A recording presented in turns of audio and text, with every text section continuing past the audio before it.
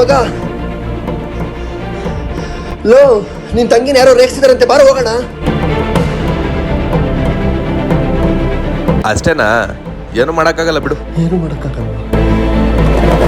ಲೇ ನಿನಗೇನಾದ್ರೂ ತಲೆ ಕೆಟ್ಟಿದ್ಯಾ? ಆ ನನ್ನ ಮಕ್ಕಳು ರೇಗಿಸ್ತಾರ ನಿನ್ ತಂಗಿನ ಕಣೋ. ಬಾರೋ ಹೋಗ್ಬಿಟ್ಟ ನನ್ನ ಮಕ್ಕಳು ಕೈ ತೆಗೆದು ಬರೋಣ.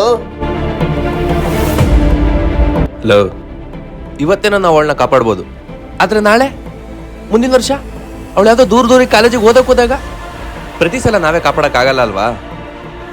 ಏನಾಗುತ್ತೋ ನೋಡೋಣ ಬಿಡು. ಸರಿ ನೀನ್ ಇಲ್ಲೇ ಇರಪ್ಪ, ನಾನು ಹೋಗ್ಬಿಟ್ಟು ಜಾಸ್ಕೊಂಡ್ ಬರ್ತೀನಿ.